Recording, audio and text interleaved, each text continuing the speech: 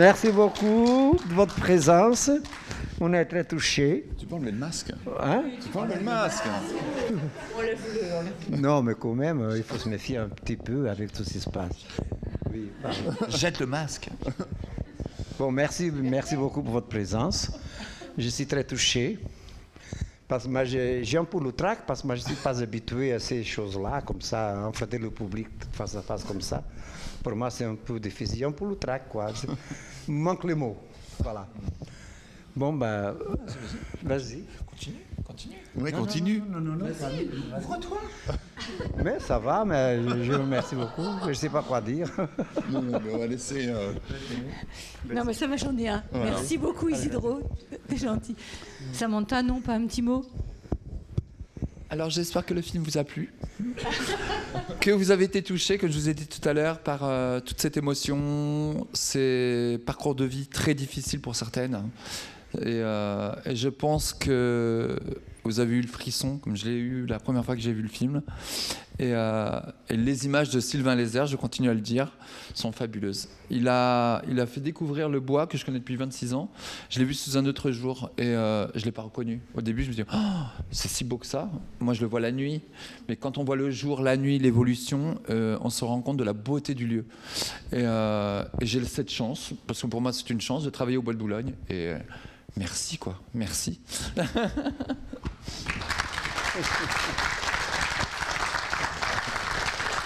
On a eu un accueil un peu particulier dans le noir. Excusez-nous, on était un peu... Un peu... Ah, mon Dieu! Bon, je ne sais pas si on va s'en sortir de ce débat, mais...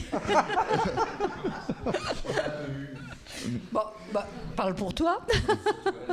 Bon, en tout cas, moi je suis très touché de votre présence. Merci beaucoup. Et j'espère tu as un peu le trac. Oui, j'ai le trac, mais je ne sais pas quoi dire. Ouais. Mais j'espère que vous allez dire à votre amis, venez voir le film parce qu'on sort un peu différent quand même. Hein, je pense. Quand vous sortez d'ici, là, dans la tête, il y a quelque chose qui clenche. Hein? N'est-ce pas? Bon, alors, Klaus, quand même, j'arrive pas à retrouver mon sérieux. Excusez-nous. Klaus. Bon, quand même, j'aimerais bien que, voilà, on puisse un peu parler quand même du film, de ce deuxième film qui fait partie, en fait, d'une trilogie sur, voilà, des personnages particuliers. Après, donc, Au bord du monde. Oui, Au cœur du bois. Alors, c'est assez amusant parce que... Parce que les gens qui me voient maintenant ici, c'est une grande différence quand même, hein, quand vous me voyez dans le film. Hein? Quand je suis habillé en femme, mais sincèrement, quand je suis au bois, je me sens bien. Quand je suis habillé comme ça, comme vous avez dans le film, je me sens moi-même. Voilà. Je suis homo, oui, je suis pédé, comme on dit, hein. Je m'en fiche. Je suis au regard du public, je m'en fiche, hein. Mais vous savez, la vie évolue. Voilà. Ça va ouvrir des portes, les esprits des gens. Il faut que tu tiennes bien le micro. Oui, voilà. Hein, pardon. Ils sont un peu polis là. Voilà, mais je pense que j'ai touché un petit peu les gens quand même. Et le but, c'est ça. Hein, c'est un peu toucher le cœur des gens. Voilà. Non, mais c'est vrai, hein, je m'en fiche. Hein, Je ne sais plus quoi dire maintenant après toi. Oui, mais c'est toi. Oui, oui, j'essaye, mais c'est surtout vous et les autres personnes. Non, c'est vrai que pour reprendre un peu sur ta question sur cette trilogie qu'on veut faire un peu sur. C'est-à-dire qu'en fait, tout est parti d'Au bord du monde, un film qu'on a fait sur les sans-abri il y a presque une dizaine d'années maintenant. Et en fait, l'idée, c'était de montrer. En fait, il y a tellement de gens qui sont exclus, qui sont marginalisés par le regard de la société. Et je me suis dit, mais en fait. Avant tout, ce sont des personnes. Et en fait, j'ai envie de regarder les gens comme des êtres humains et pas comme des personnes qui font partie d'une catégorie, les prostituées, les sans-abri, etc. Et donc, voilà, on a essayé d'aller à la rencontre d'êtres humains, et c'est un Tout peu... à fait. Et pour rebondir sur ce que tu disais par rapport à la beauté du film, c'est vrai que l'image est magnifique, et j'ai cette chance de travailler avec Sylvain Lézère, qui malheureusement n'est pas là avec nous ce soir, mais qui est un gars fantastique, il a été bûcheron au Bois de Boulogne. Donc en fait, il connaît chaque arbre par cœur, c'est extraordinaire. Et donc c'est vrai que de se balader dans le bois avec Sylvain, à la fois on faisait des rencontres formidables avec les personnes qui travaillent là-bas, et parallèlement aussi chaque arbre, il me racontait l'histoire de chaque arbre du bois, donc c'était fascinant. Et donc Sylvain et moi-même, on a beaucoup d'amour pour la peinture, et c'est vrai qu'il a cette faculté de transformer chaque plan en tableau. Et c'est ce qui m'a... En fait, moi, j'ai découvert ces photos avant de commencer à travailler avec lui au cinéma, parce qu'il avait fait toute une série de photos sur les sans-abri que je trouvais magnifiques, parce que voilà, parfois on parle d'esthétiser la misère, et en fait, lui, c'est pas du tout ça. C'est-à-dire que c'est magnifique, mais c'est comme les tableaux des grands peintres qui parfois peignent la misère, et c'est très beau. Et voilà, c'est ce qu'on a essayé de faire, en fait, voilà, surtout d'écouter les personnes, en fait. En tout cas, je suis content, j'espère que ça vous a plu. Oui.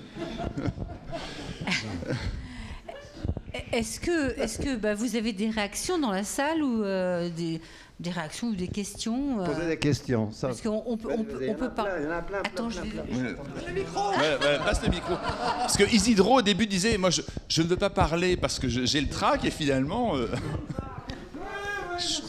avec moi. Voilà. Moi, j'aurais juste 2-3 petites choses à dire. Déjà, j'aimerais vous remercier en fait pour cette œuvre cinématographique, parce que ça donne aussi l'occasion d'aborder la question de la société d'un angle complètement différent, que malheureusement on a trop peu souvent en fait l'occasion de voir. Exactement. Accessoirement, vous avez manqué une carrière en stand-up, je pense, qui aurait pu être super. Vous? Ouais, absolument. Absolument.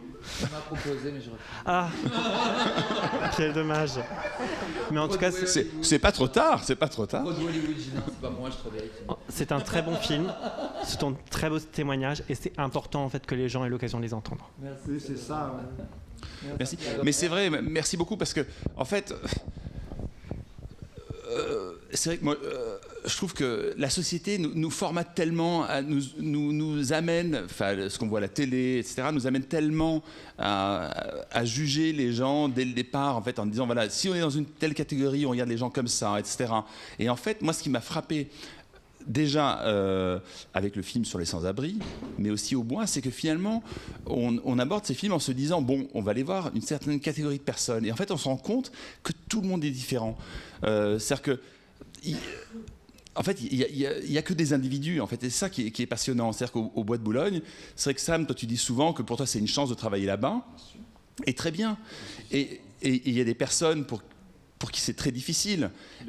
Et en fait, c'est ça qui est intéressant de voir, c'est de voir qu'il y a des parcours de vie différents. Il y a des personnes qui travaillent au Bois de Boulogne parce qu'elles l'ont choisi et qu'elles trouvent ça très bien. Il y a des personnes qui n'ont pas la possibilité de faire autrement, parce que la vie, parce que le fait d'être trans, etc., ne leur donne pas d'autres possibilités, et c'est épouvantable, c'est déchirant, moi ça me déchire le cœur, et c'est ça qui est important en fait, de voir que chacun est différent, et de pas juger à l'emporte-pièce en disant, en mettant les gens dans des cases. En fait, pour moi c'est vraiment ça qui est important en fait, c'est de considérer chaque être humain comme un individu forcément intéressant. Je veux dire, tout le monde a des choses. Voilà, c'est pas parce qu'on se retrouve à la rue, au Bois de Boulogne, etc., que voilà. Elle peut recommencer, elle peut repartir de plus belle. Il y avait une autre question là, je crois, devant. Non ? Voilà. Boris là. Pardon. Bonsoir. J'ai été extrêmement touché par le film. J'ai connu certaines personnes qui du coup aussi travaillaient au Bois de Boulogne, parce que j'étais à l'époque, j'habitais pas très loin.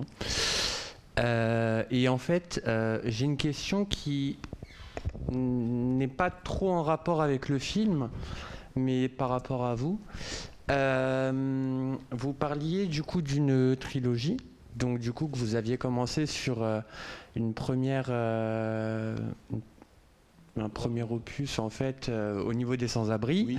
Là que vous aviez évoqué au niveau des personnes travailleuses et travailleurs du sexe. J'étais un peu curieux de savoir quel sujet allait traiter votre... Le troisième volet. Oui. Sans rentrer dans les détails, mais juste si vous aviez déjà une idée à ce niveau. Oui, c'est un film que a priori on va commencer à tourner à partir de début 2022. C'est sur la folie. En fait, on va tourner dans un hôpital psychiatrique. Mais et en fait, l'idée, c'est de pas du tout faire un film sur l'institution, pas du tout parler de la prise en charge, etc. Parce que évidemment, c'est un thème extrêmement intéressant aussi. Comment on est pris en charge, aussi, surtout avec les réductions d'effectifs, de moyens, etc. Donc il y a un film très intéressant, évidemment, à faire sur les conditions de prise en charge du handicap psychique, etc.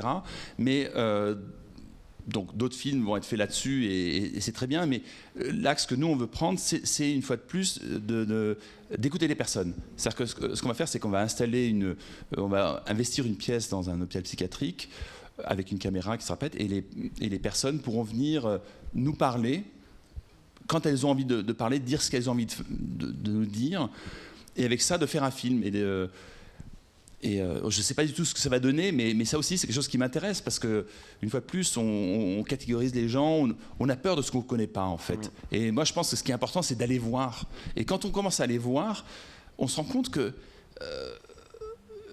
on n'a pas à avoir peur des autres, on a peur des migrants, on a peur de tout le monde. Enfin, juste parce que les médias nous disent que ça fait peur. Et je me souviens, quand j'ai commencé au bord du monde, Sylvain Lézère, toujours le même, qui fait l'image, qui avait déjà beaucoup photographié les sans-abri. Au départ, je lui ai dit, mais je ne sais pas tellement comment aborder les personnes. Il dit, mais comment ça, tu ne sais pas?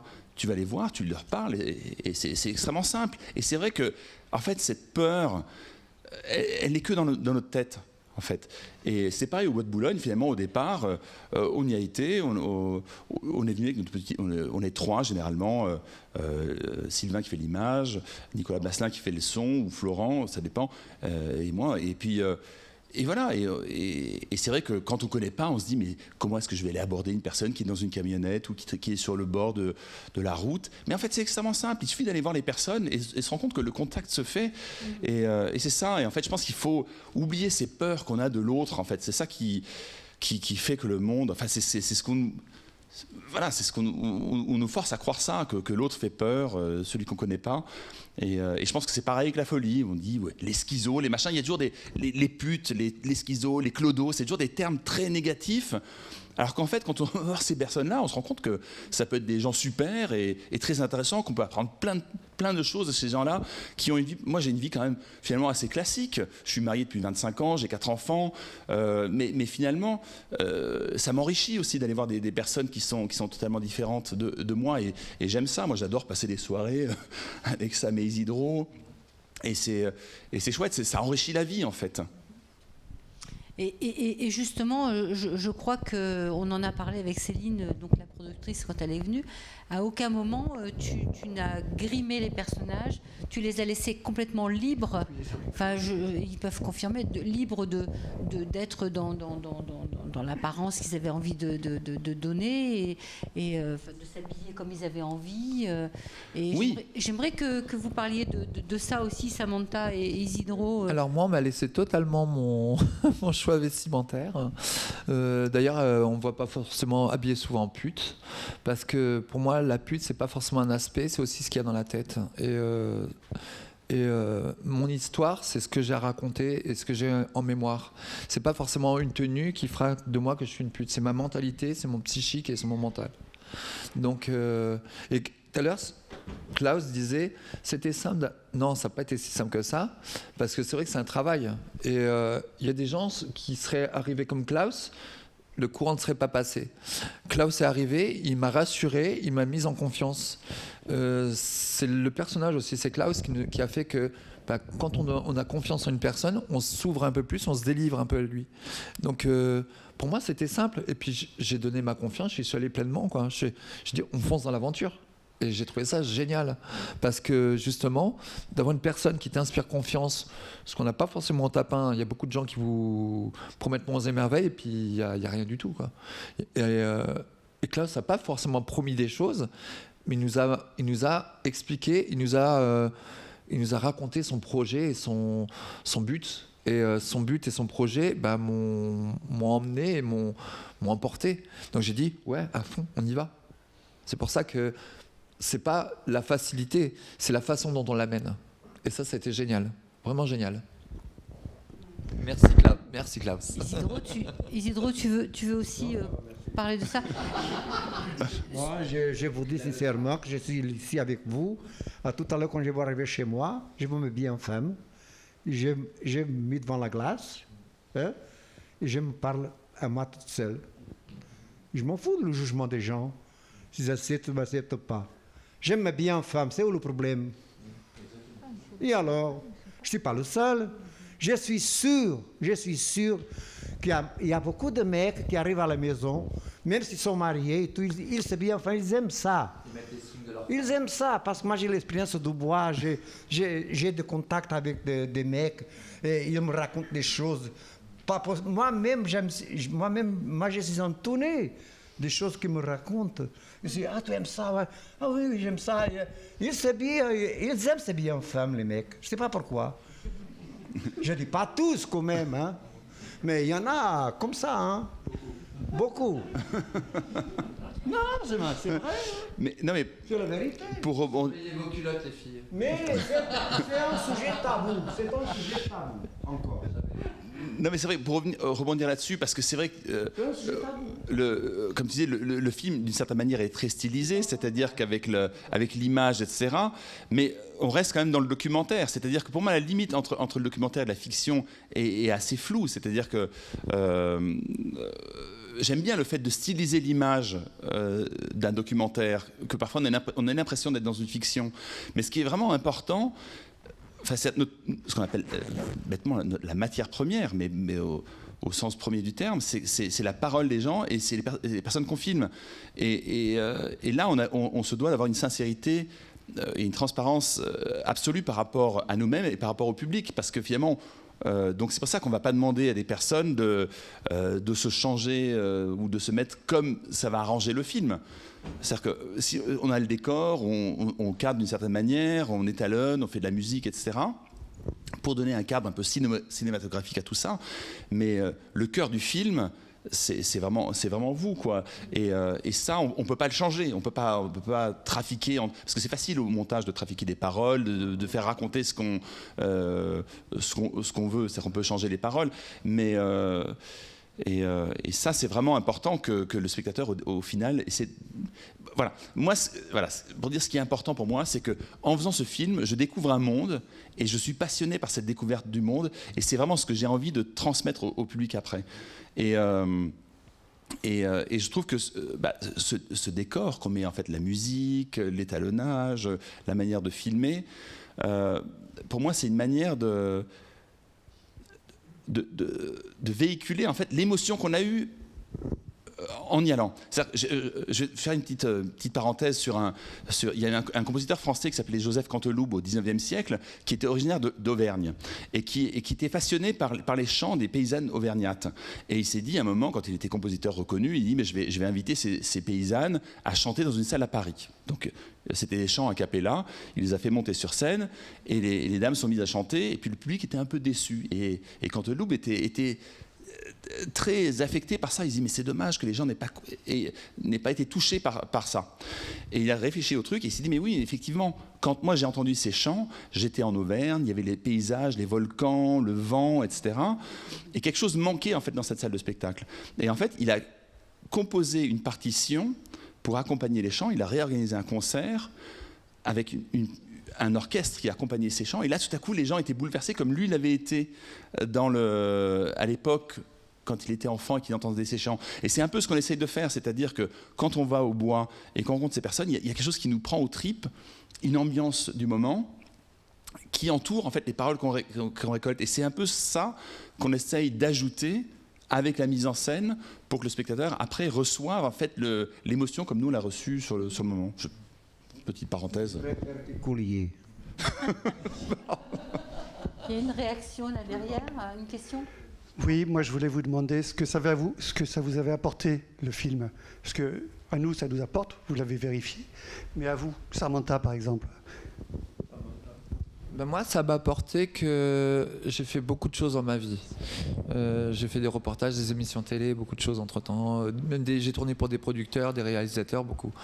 Mais le film de Klaus m'a vraiment ouvert les yeux sur la qualité de l'image, la confiance, parce que j'ai tourné dans des rôles, voilà, j'ai fait des films avec Christophe Honoré, machin. Et c'était un rôle. Là, c'était le rôle de ma vie parce que c'était moi. On me demandait à moi ce que j'avais vécu, moi. Pas un rôle écrit, pas un scénario, pas un texte préfabriqué. Je me suis raconté moi, et ça fait du bien de se raconter, de se raconter soi et de se livrer. Pas de jouer un rôle, parce que là, j'étais pas actrice, j'étais juste actrice de ma vie, de ma propre vie, de mon vécu. Et ça, c'est fabuleux, parce que c'est un choix et c'est une chance dans ma vie que j'ai eue, parce que avec ce que j'ai tourné ou les reportages, bah, c'est des parcours de vie. Là, ils ont posé le micro, Sylvain a posé la caméra, une image magnifique, il a dit... Là, ok, il n'y a même pas besoin de bouger l'image est là, le son est là, et on se livre. On s'ouvre et on se libère. Et ça fait un bien, parce que j'ai raconté des choses que je n'avais pas racontées forcément aux autres producteurs, aux autres personnes de ma vie. Et je me suis confié à Klaus, comme je me suis confié devant Sylvain ou Florent. Et c'était génial, parce que ils m'ont mis en confiance. Vous savez, dans la vie, on a la famille de cœur et la famille de sang. La famille de sang, on ne la choisit pas, mais la famille de cœur, on la choisit. Et ben, je pense que ces 3 personnes sont une forme de tonton, de frère, de parrain. Et c'est une famille de cœur. Et ils m'ont permis de me délivrer, de me livrer à moi et de me libérer. Et c'était génial. Voilà.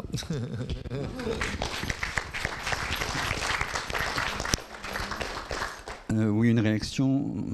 Déjà, merci pour cette beauté du film qui nous change de la vision de ce que nous les présentent les médias sur la misère du bois.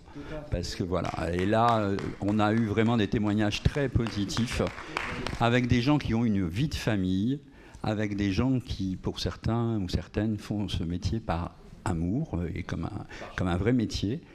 Je pense qu'il est important aussi de rappeler cette loi de 2016, et vous en avez bien parlé effectivement dans ce film. Et justement, j'avais une question par rapport à ça, par rapport à vous, madame. Est-ce qu'entre le Covid et cette loi de 2016, vous ne trouvez pas que l'État, quelque part, est en train de recréer des maisons closes ? Alors l'État, je ne sais pas ce qu'il crée, mais il crée une grosse merde. Parce que je suis allé bosser samedi, j'ai fait 20 balles. Bon, c'est sûr, il y a le match de foot 8-0 à la con. Mais je m'en fous, j'aime pas le foot. Dimanche, jour du Seigneur, j'ai fait 20 balles. Je suis allé bosser lundi soir, j'ai fait 40 balles. Chouette. Champagne. 80 balles en 3 journées de travail. Enfin, 3 nuits de travail. 80 balles à l'époque, c'est ce que je faisais en 1 heure. Grâce à la loi de pénalisation des clients, j'ai vu mon chiffre d'affaires divisé par 5. J'ai vu un misérabilisme, j'ai vu des copines dormir dans le bois, récupérées juste avant la crise du Covid, pour les mettre à l'abri. Certaines ont perdu des dents, certaines se sont laissées mourir de limite de faim, ont perdu 20 kilos, des problèmes d'asthme sévères, et on les a retrouvées dans le bois, dormir sur un banc. Et des associations les ont mises à l'abri, ont fait des placements d'urgence, des prises en charge, parce que justement, ces lois qui ont été sorties n'ont pas... C'est bien beau de balancer une loi, mais quand on ne voit pas les retombées, c'est bien beau. Sortie de parcours, 300 balles par mois. C'est bien beau de dire, oui, arrêtez la prostitution. Mais on fait quoi quand on s'appelle Géraldo, Grégory, et qu'on est une apparence féminine? On fait quoi? On va travailler où? Où va-t-on travailler? Si on est dans du logement privé, qu'on n'est pas dans du social, qu'il faut payer 800 balles par mois, on fait comment? C'est soit on travaille pour payer le loyer, soit on bouffe. On fait comment? Donc c'est beau, les politiques, c'est des grandes décisions, mais ils ne se rendent pas compte du vécu et ils ne se rendent pas compte des retombées. Et on est tombé dans la misère. Moi, chaque mois, je vis avec 730 balles par mois. Tous les mois, je suis à découvert 200 balles. Je fais comment? J'ai un loyer à payer, j'ai tout à payer. On fait comment? Si les politiques ne se réveillent pas, ça va être la misère la plus totale. Donc je ne comprends pas. Je ne sais pas ce qu'ils cherchent. Demande aux personnes concernées avant de balancer des lois à la tire-larigot et à la volée, quoi. C'est gravissime. Comment? Ah, mais c'est gravissime. Ah, c'est gravissime. Moi, j'ai eu la chance d'être dans un logement social juste au moment du Covid, avant le confinement. J'ai eu cette chance, je vous jure, je ne suis pas croyante, hein, mais j'embrasserai tous les seins. Désolé, des formations professionnelles. Ce qu'ils veulent, je leur fais. Et c'est compliqué. Moi, j'ai eu cette chance-là de me dire, au moins, je suis à l'abri, j'ai un toit sur la tête. J'ai des copines qui n'y arrivent pas, qui ont mesure d'expulsion, des trucs. Elles n'y arrivent pas. Ou elles se retrouvent à 3 dans un studio, à payer 600 balles, 200 balles chacune, dans un bouge, quoi, dans un truc merdique, du mal logement, mais elles n'ont pas le choix. Elles n'ont pas le choix. Donc, les politiques, réfléchissez, écoutez, et surtout, allez voir les personnes concernées. C'est exactement ça. C'est aller voir les personnes. Parce que c'est vrai que quand on ne le connaît pas, on ne sait pas. Moi, quand j'ai commencé ce film, j'ai entendu parler de la loi de pénalisation du client. Je me dis, bon, finalement, les pauvres personnes qui font ce métier, en fait, finalement, ce sont les victimes. Les clients, en gros... c'est mon point de vue avant, je me dis c'est les méchants, donc finalement ça paraît logique, c'est plutôt une bonne loi qui pénalise le client parce que je connaissais pas le truc. Et quand je suis allé sur place, je veux dire, il n'y a pas une personne, c'est même pas une majorité, c'est 100%. Et tout le monde m'a dit mais en fait cette loi c'est une catastrophe pour nous. Et peu de temps après, en fait par hasard j'ai rencontré une dame qui était une dame politique en fait, qui justement elle travaillait sur la prostitution. Et je lui disais, mais qu'est-ce que vous en pensez? Elle me dit, ah oui, de toute façon, moi c'est une horreur, machin. Elle commence à me sortir tous ces trucs. Mais elle me dit, mais je lui dis, mais est-ce que vous êtes allé voir est-ce que vous connaissez un peu le sujet? Elle me dit, oui, j'habite dans le 16e, à côté du Bois de Boulogne, donc je les vois tous les jours. Mais je dis, mais est-ce que vous avez pris le temps de discuter avec ces personnes? Ah non, mais c'est même pas la peine parce que je sais que. Et en fait, mais comment peut-on savoir? Et je pense que la première chose et la première fonction des politiques, s'il en faut malheureusement, je suis même pas convaincu, mais bon, c'est de s'intéresser aux personnes concernées, quoi. Parce qu'il y a une manière, c'est une infantilisation de se dire, voilà, de toute façon, ces personnes, c'est même pas la peine de les écouter parce qu'elles ne savent pas trop. Nous, on est des élus, etc. On sait ce qui est bien pour les autres, et je trouve que c'est totalement insultant. C'est une autre manière de discriminer, parce qu'il y a une manière de discriminer voilà. Mais pour moi, cette espèce de bienveillance infantilisante de personnes qui savent ce qui est bien pour elles, en fait, c'est une vraie forme de discrimination également. Ce qu'il faut savoir, c'est que les politiques sont des gens hors sol qui parlent au nom des gens, des vrais terriens. On décide, on ne connaît pas le prix d'un pain au chocolat, enfin d'une chocolatine, moi je dis une chocolatine, désolé. Hein. Et ils ne connaissent pas le prix d'un ticket de métro. Je suis de La Rochelle, c'est chocolatine, un point barre. Et qui sont hors sol, qui ne connaissent pas, qui nous disent ouais, 5 € sur les APL, c'est pas grave, on diminue. Mais ces gens-là sont totalement hors sol. Ils vivent de la politique. On les engraisse, on paye des impôts. Parce que même malgré ce que je gagne, je paye des impôts, désolé. Mes cigarettes, je suis taxé, c'est les impôts. Donc ces gens-là décident à la place de personnes comme moi et comme Isidro.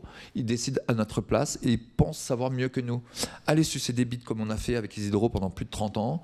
Faites-vous sodomiser et parlez après. Allez en plein hiver à moins 12 degrés dans le Bois de Boulogne, sans collant, en cuissarde, avec un manteau de fourrure sur le dos, et vous direz ce que vous en penserez. Mais ces gens-là ne savent pas. Ils décrètent des choses sur papier. Sur papier, uniquement sur papier. Oh, on vous ramène un rapport. Oui, ils sont dans leur bureau, voilà, bien. 15 000 € du mètre carré, mais on s'en bat là. Ils ne savent pas, ils ne connaissent pas du tout notre vie. Venez nous demander. On est ouvert d'esprit, on n'est pas des sauvages, on n'est pas des animaux. On peut parler concrètement de nos besoins, de ce qu'on a besoin, de ce qu'il faut pour nous et de ce qui serait bien aussi pour les clients. Un client qui ne baisse pas, qui ne se vide pas les couilles, qui ne vidange pas, qui en a marre de sa femme, il va faire quoi? Il va aller voir les petites filles. Voilà, mais c'est exactement ça. Vous savez que nous, on est un tampon, on canalise ces clients-là, qui ont des perversions mentales, qui ont des soudaines envies de trucs spéciaux. J'ai vu une fille, machin, une petite voisine, elle est rentrée de la danse, elle avait un juste au corps et tout machin, ses petits seins pointés. Mais elle a 12 ans, s'il te plaît, qu'est-ce que tu parles de ça? Et ces mecs-là, on les canalise. Ils viennent, tu mets la fessée, j'ai pas été sage aujourd'hui. Vous savez, il y a des perversions dans la tête des mecs que nous, on canalise. Mais on est habitué. Moi, j'ai 31 ans de tapin, je sais faire. Laissez-moi faire. L'envoyez pas en psychanalyse, le mec. On est là pour le faire. On gagne notre argent et on s'en occupe. Donc arrêtez de penser que nous attirons la perversion. Non, les pervers sont attirés par nous parce que nous arrivons à les canaliser. C'est totalement différent. On n'est pas génétrice de pervers. On ne génère pas ça. Nous, on est là pour recevoir, canaliser et gérer. Ouais, dresser le mec. Et on s'en gère, on s'en occupe. On s'en occupe parfaitement. On connaît notre boulot. Donc laissez-nous faire et arrêtez de nous mettre des barrières et des bâtons dans les roues. Ça suffit.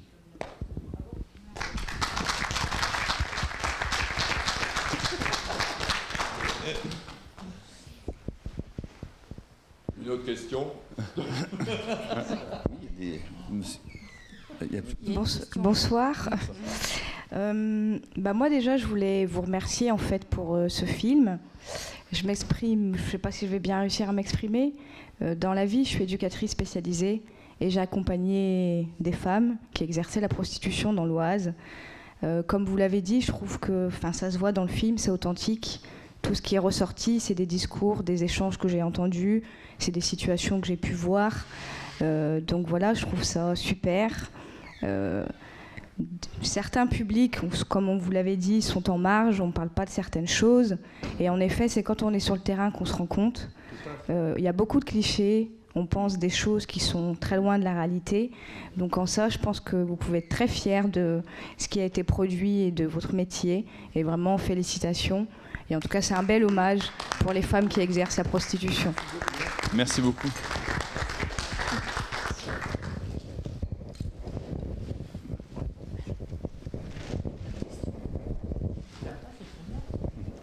Et moi, je considère que votre film, justement, n'est pas un film sur la prostitution, etc.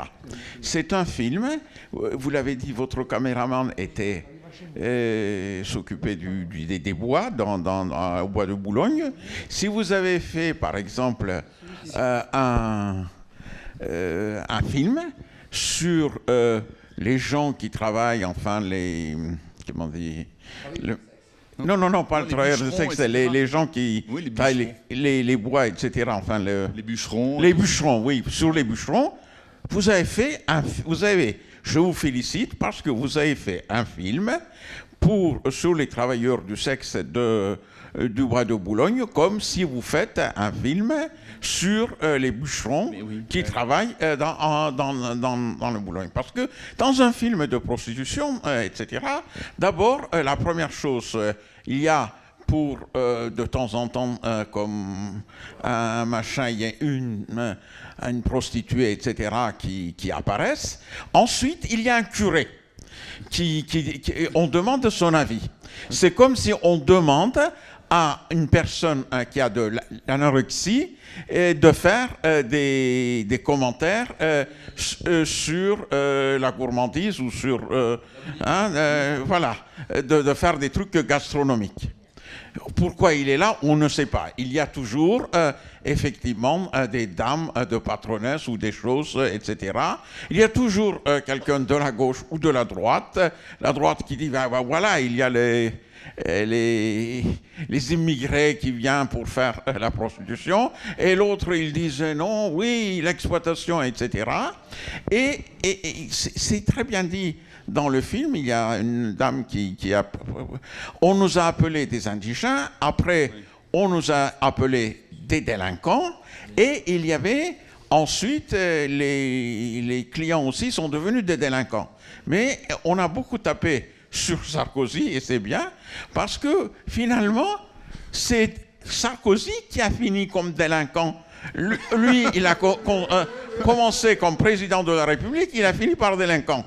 Donc, je vous suggère, il y a les élections, l'un de vous se présente pour devenir président de la République, parce que ça peut peut-être changer. Effectivement, ce que disait la dame, c'est très juste.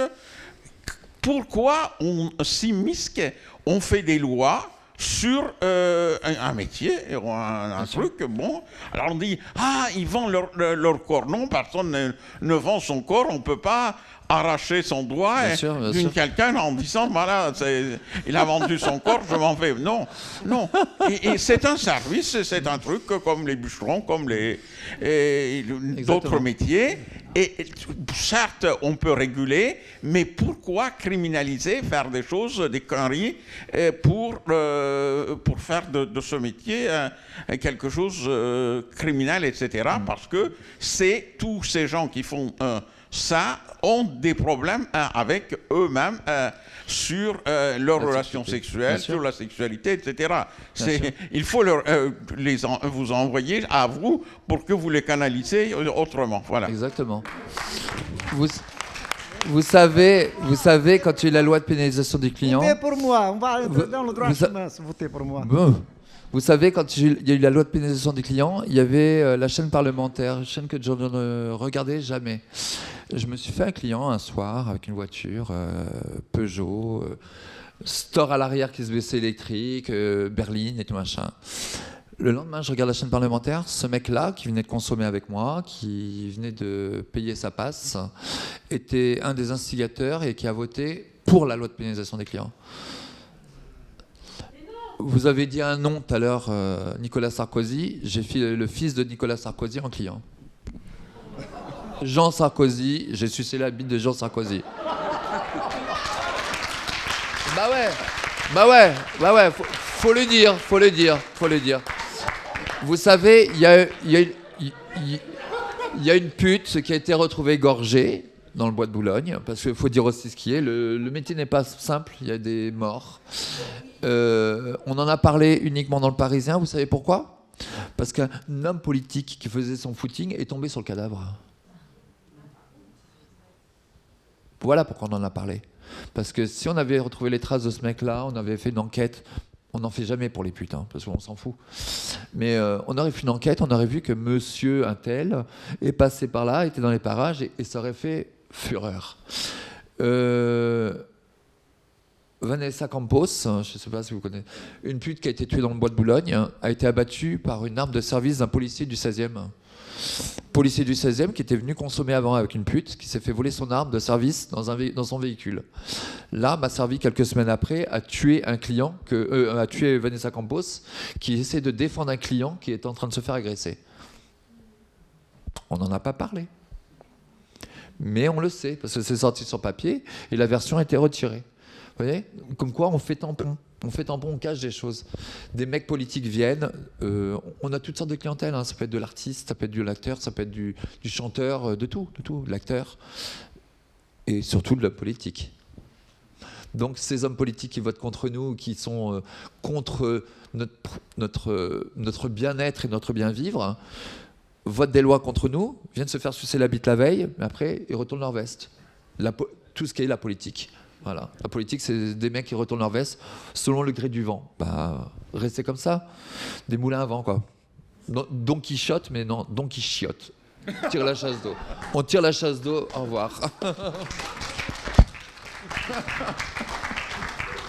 Ouais, bon, effectivement, je suis un peu comme monsieur. Je ne prends pas ce film comme un film militant pour la prostitution, ou avec tout le respect que j'ai pour les professionnels du sexe, bien sûr. Moi, j'ai trouvé l'image magnifique, effectivement. Et j'étais surtout... là où vous avez réussi, Klaus, c'est d'obtenir cette parole libre, sincère, honnête, très humaine, chez toutes ces personnes. Et à ce moment-là, vous avez dit que vous avez mis 5 ans peut-être pour faire ce film. Je pense aussi que vous avez, avec votre caméraman, votre preneur de son sur place, il faut quand même du temps pour approcher les gens, leur présenter ce projet pas habituel forcément pour eux, qui leur demande de se dévoiler, ce que les gens ne font pas forcément immédiatement. Et donc j'imagine qu'il a fallu tout un temps d'approche pour arriver à avoir la parole, la confiance, multiplie la parole de toutes ces personnes qu'on voit. Et ça, je trouve que c'est un magnifique travail que vous avez fait. Et c'est aussi remarquable, je trouve, les personnes de sont là. Merci et bravo d'avoir aussi... Vous êtes ouvert comme ça, avec cette sincérité et cette humanité que j'ai trouvé... Enfin, c'est ça que vous cherchez, Klaus, bien évidemment. Hein. Donc, merci, bravo. Merci beaucoup. Mais vous savez, en fait, on vit à une époque où tout doit aller vite, tout doit être, etc. Et je sais que les gens qui font des reportages à la télé, parfois, moi, je jette pas la pierre à ces personnes, parce que comment ça se passe, leur métier? On leur dit le matin à 8h, bon, réunion de conférence de presse, ce soir pour le 20h, il nous faut un sujet sur le bois de Boulogne. Donc les pauvres journalistes partent rapidement, ils doivent rapidement faire un truc, ils arrivent, ils disent, bon, alors qu'est-ce que vous pensez de ceci, machin, et ils récoltent des paroles comme ça à la va-vite. Et c'est vrai que moi, je dois énormément à mes producteurs, en fait, qui prennent le risque, en fait, de dire on n'a pas de limite de temps, peu importe quand le film sera terminé, quand il sera terminé. Et donc ce temps-là, c'est hyper précieux parce que voilà, on n'a pas de contraintes et on se dit le film est fini à partir du moment où on a l'impression d'avoir récolté ce qu'on voulait avoir. Et donc c'est à la fois sur la durée des années de tournage, mais aussi sur le moment du tournage même. C'est-à-dire que moi, j'arrive jamais, par exemple, avec une série de questions, hein, où je dis voilà, ceci, cela, etc. Donc Sylvain installe la caméra, Nicolas ou Florent prennent le son, selon les jours. Et puis, je ne sais pas du tout de quoi on va parler. C'est un peu comme, je compare toujours ça à des dîners entre amis. C'est-à-dire que si on a Gérard ou Françoise ou n'importe qui vient dîner, on ne se dit pas tiens, on va parler de ça aujourd'hui. Ça vient. Et là, c'est pareil. C'est-à-dire qu'en fait, on lance la caméra et puis on commence à discuter. Et on oublie de la caméra et on parle pendant, généralement, on tourne pendant 1 heure, 1 heure et demie, 2 heures. Et oui, ou plus. Et finalement, après, c'est aussi tout le travail d'Anne Souriau, qui fait le montage du film avec moi, qui pour moi est extrêmement importante. C'est-à-dire qu'on dit toujours un film 2, mais c'est un peu salaud par rapport à toutes les personnes qui travaillent avec moi, parce que qui m'aident. C'est-à-dire qu'au montage, Anne, elle se retrouve avec des heures et des heures de rush. Et avant de commencer nos journées de montage, on parle de l'état du monde, qu'est-ce qui nous choque dans le monde d'aujourd'hui, le regard sur les gens, etc. Et en fait, Anne, elle s'imprègne énormément de ça, de ce que je ressens sur le monde dans lequel on vit, et puis qu'elle partage aussi évidemment. Et avec ça, ensuite, elle regarde toutes les images, elle dit tiens, mais ça va, cette parole-là, sur les 2 heures, et en plus, toutes ces centaines d'heures qu'on a à la fin, elles sont toutes passionnantes, mais c'est difficile d'en faire un film d'1 heure et demie, et c'est vraiment grâce à Anne, en fait, qui arrive à sortir les choses, en fait, signifiantes, en fait, et ce qui est génial avec son travail, c'est que finalement, elle arrive. Italo Calvino a dit une chose magnifique. Il disait écrire, c'est faire passer la mer dans un entonnoir. Et je pense que ça, avec Anne, c'est ce qu'elle arrive à faire. C'est-à-dire qu'avec ces centaines d'heures, elle arrive en 1 heure et demie à capter l'essence de nos rencontres.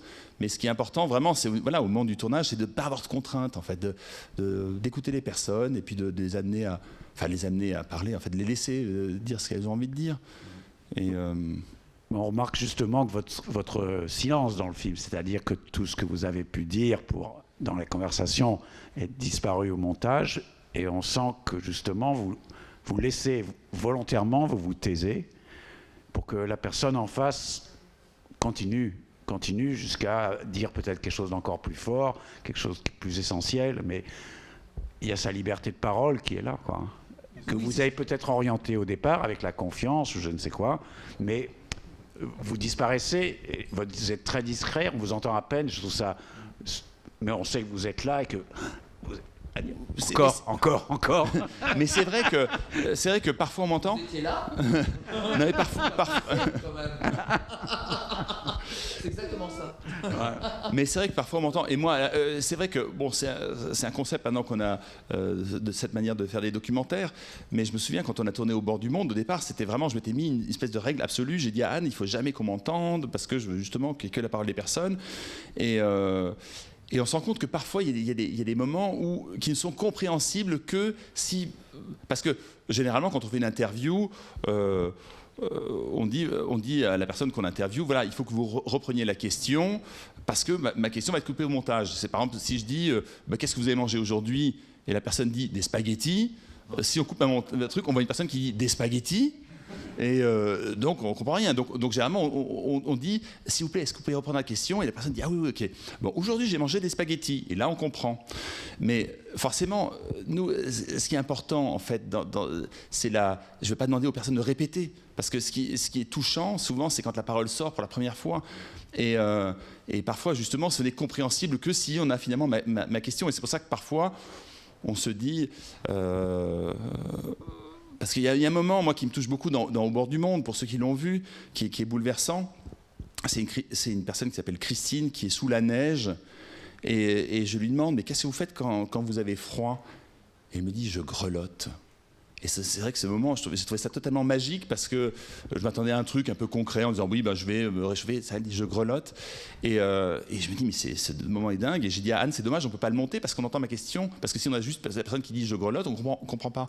Et Anne a dit mais non, mais c'est voilà, il fait ok, tu t'imposes un cadre un peu rigide mais parfois il faut aussi dans un cadre un peu rigide avoir cette souplesse. Et c'est pour ça que maintenant parfois on garde mes interventions, mais le moins possible, quoi. Et pareil, j'essaie de me documenter le moins possible avant de faire ces films, parce que je prends toujours cette image un peu naïve, mais j'aime bien cette naïveté, parce qu'on me dit toujours la naïveté, c'est un terme un peu négatif, enfin un peu puéril, etc. Mais moi j'aime beaucoup le petit prince qui arrive sur une planète, il connaît rien, il n'a pas de jugement ni positif ni négatif, il dit ah bah tiens c'est intéressant, et voilà, c'est un peu ça la démarche, quoi. Mais justement, par rapport à ça, le film démarre, et on en parlait tout à l'heure avec Isidro, démarre sur un chant qui est un fado. Et la première chose que m'a dit Isidro tout à l'heure, c'est finalement, Klaus, ton film est triste. Je voudrais que tu redises ça. Non, parce que le fado, c'est triste. La base du fado, c'est triste. Voilà, ça a toujours été. Ça continue. Et pourquoi le film de Klaus est triste alors? Non, c'est triste parce que c'est le... Mets bien ton micro. Par contre, il faut que tu bien que tu... Oui, non, c'est bon. Oui, c'est bien. C'est bon. Bon, c'est triste parce que les gens, ils ne sont pas dans l'affaire. Qui vit les choses, c'est donner la valeur. Vous voyez? Parce que moi, si je suis au bord de la route et qu'un mec me dit combien tu prends, je dis c'est X. Hein? On t'entend pas? Oui, attends. Voilà. Je ne sais pas m'exprimer assez comme je voulais. Mais si. Parce que le fado, c'est une chanson triste. Voilà. C'est triste, le fado. Oui, toi, tu es portugais. Mais je ne suis pas triste du tout. Non. Mais... Non. Je regrette rien de ce que non, mais cette question est vachement importante. Je ne regrette rien de mon passé. De mon passé. Le film de Klaus est triste. C'est triste parce que... Non, je ne sais pas, c'est pas la question qui c'est triste dans le... Je ne sais pas m'exprimer. Comment dire. Oui, c'était... Oui, comme toi tu es très sensible au fado, parce que comme tu es portugais, oui. Et c'est vrai qu'il y a cette tristesse, et c'est vrai, c'est une question très importante. Comment est-ce qu'on commence un film? Comment est-ce qu'on commence? Comment est-ce qu'on finit? Mais on finit avec toi qui dis profitez bien de la vie, vive la vie. C'est pas triste, ça. Oui, non, tu vois, on commence triste. On commence, mais c'est ça. Je me sens pas triste. C'est ça. Mais c'est ça. Pas triste. Mais moi, en fait, j'aime la vie. C'est ça, mais c'est comme ça qu'on finit. Sinon, si je n'aimais pas la vie, je n'aurais pas filmé avec vous. Hein. Ah bah oui, mais j'aurais dit non tout de suite. Mais c'est ça le truc, c'est que tu vois, on commence. Je regrette rien de ce que j'ai fait. De mon passé, je regrette rien. Je suis heureux parce que j'ai connu des grosses têtes et de moins grosses têtes. Je connais de tout. Hein. Voilà. Mais j'aime pas parler comme m'a parlé Samantha de parler du fils de Sarkozy, que c'est son client. Moi, j'aime moi, je suis plus que vous. Mais je connais des gens au placé que je ne parle pas. Non. Pas de nom, pas question. Je vais mourir avec mon secret. Voilà. Même le fado, c'est une chanson que... Oui, mais c'est ça l'idée, c'est qu'on commence avec la tristesse. Le fado, voilà, c'est ça. Et on finit avec toi qui dis profitez bien de la vie. Mais c'est ça que c'est touchant. C'est pour ça que c'est touchant le film. Pour moi, personnellement, pour moi. C'est triste, mais c'est ça que c'est. Et ça touchant. aussi, par exemple, c'est pas du tout quelque chose qui a été écrit. C'est-à-dire que c'est avec Anne au montage, on se dit, tiens, c'est naturel. Et Raquel qui chante le fado, pareil, c'est quelque chose un peu de spontané, parce que je savais, parce que Camille m'avait dit, ah mais tu sais que Raquel elle chante bien et tout. Oui, À un moment oui, je dis, mais oui. tu veux pas nous chanter quelque chose? Et tout à coup elle nous chante ça et c'est magnifique. Et moi je comprenais pas les paroles au départ, et donc je me suis fait traduire et sous-titrer les paroles, et je trouve que ça raconte. Moi j'aime beaucoup l'opéra. Enfin, j'aime la peinture, l'opéra, voilà, et l'opéra, généralement, les ouvertures, enfin, nous annoncent un peu ce qui va se passer. Et je trouve que les paroles du fado, c'est pour ça qu'on les a sous-titrées aussi. Je trouve que c'est très beau ces paroles, et ça nous met dans l'ambiance. C'est un film très touchant, celui-là. Pour moi, c'est un film touchant, ça me touche. Voilà, personnellement, ça me touche. Mais voilà, mais on tenait à finir justement avec cette note positive. Mais je regrette rien. Du tout. Mais c'est grâce à toi qu'on a la chanson de. Maintenant, c'est fini, hein, c'est fini. Hein. Maintenant, je suis à la retraite. Hein. Mais j'ai même au bois faire un petit tour. Moi, j'aime le bois. Le matin, comme ça. Oui, de temps en temps. Il y a une personne qui veut poser une question. Oui. Oui, bonjour, merci. Merci pour ce très beau film. Moi, je voulais vous demander, dans les 5 années de travail, à combien de temps de tournage, combien de temps passé sur place, à quelle fréquence, si c'était vraiment très régulier. J'ai une seconde question, c'est quand est-ce qu'il sort, s'il sort et où? Alors, je vais commencer par la deuxième question. En fait, il sort le 8 décembre. Voilà. Au cinéma, mais j'espère ici, je ne sais pas, en fait, je sais pas, mais c'est en train de se... Est-ce que ça va sortir ici, Boris? Boris. Non, c'est peut-être... Alors, Boris. On laissera Boris gérer ça, je veux pas du tout mettre de pression. On essaye bien sûr de le sortir ici, mais il y a un mur de films au mois de décembre absolument invraisemblable, donc on essaye de voilà. Mais on va y arriver. Donc Merci. Boris va faire le mur. Merci. Non, mais c'est vrai qu'on vit, enfin, avec cette pandémie, en fait, ce qu'il faut savoir, c'est que c'est une période un peu terrible pour tout le monde et aussi pour le cinéma, parce que les salles étaient fermées pendant longtemps, les films se sont accumulés, les tournages n'ont pas été arrêtés, donc il y a des films qui ont, tant mieux d'ailleurs, donc, mais des nouveaux films qui ont continué à se faire, alors que les films qui étaient terminés ne pouvaient pas sortir. Et donc maintenant, il y a je sais pas, Boris c'est mieux que moi, mais 1 ou 2 ans d'accumulation de films. Et c'est vrai que nous, en ce moment, on fait des projections de presse du film, et c'est terrible parce que l'attaché de presse m'a encore appelé tout à l'heure pour me dire, mais c'est terrible parce que j'ai des journalistes qui viennent voir le film, qui disent, ah mais il est bouleversant, etc. Mais je pourrais pas en parler parce que vous sortez le même jour que le Spielberg, Les Tuches, etc. Et même si ce sont des films très différents, voilà, et en fait ça prend des places dans les médias. Sur France Inter, ils vont dire, même s'ils n'aiment pas les tuches, et je partage le truc, hein. Non mais, et voilà, et c'est pareil. Bon.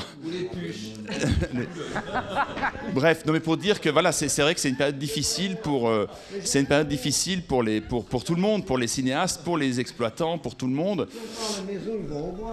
Il faut que je réponde à la première question. Avec Isidro, on disait que tu devrais faire les tuches au bois de Boulogne. Oui, c'est vrai. Des frites au bois de Boulogne. Tout le monde parle du bois de Boulogne, mais tout le monde y va. Voilà. C'est tout ça. le monde y va. Quand c'est samedi, dimanche, vendredi, samedi, c'est comme ça. Hein. C'est combien? T'as une grosse bite, toi ceci, toi cela. Voilà. Non, il faut que je réponde à la première partie de la question. C'est la vérité, il faut dire la vérité aux gens. Non, mais non, et juste alors pour les 5 ans. Ah oui, alors en fait 5 ans, c'est-à-dire qu'en fait c'est toujours très difficile de financer un tel film. C'est-à-dire qu'en fait au départ, quand l'idée du film c'est arrivé en 2015, je crois. Quand on m'a parlé de ce sujet, je me dis tiens, il y a un film à faire. Donc la première chose que j'ai faite, c'est d'aller au Bois de Boulogne, de rencontrer les personnes pour dire mais est-ce que vous auriez envie de participer à tel genre de film? Donc les réponses étaient généralement positives. Donc on s'est dit ok, avec un producteur, allons-y, essayons de financer le film. Et après, c'est toujours très long parce que c'est forcément un sujet pas facile à financer. Et moi, j'ai tourné 2 autres films en attendant, un documentaire qui s'appelle America et un film avec Catherine Fro qui s'appelle Sous les étoiles de Paris. C'est 2 films que j'ai tournés pendant qu'on essayait à chaque fois d'avancer avec ce film. Donc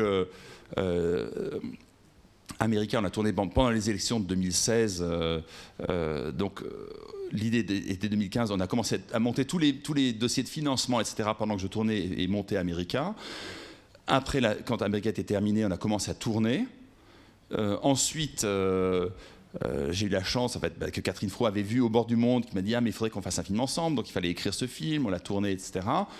Et une fois que Sous les sols de Paris était terminé, on est vraiment reparti en tournage. Et en fait, le tout a duré 5 ans, mais c'est vrai que les derniers 6, 7, 8 mois de tournage, c'est là où on a tourné une grande partie du film. Aussi, grâce à Sam, parce que en fait, ça nous a accompagnés en permanence après pendant le tournage et a rassuré en fait les personnes aussi, parce que tu es quand même assez connu au bois, etc. Donc, quand les personnes nous voyaient arriver au milieu de la nuit, le fait d'être avec Sam, c'était rassurant en fait.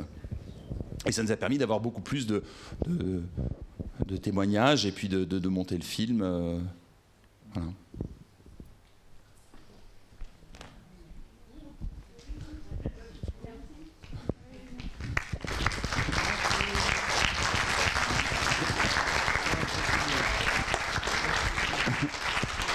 Donc, merci beaucoup et j'espère au 8 décembre. Voilà.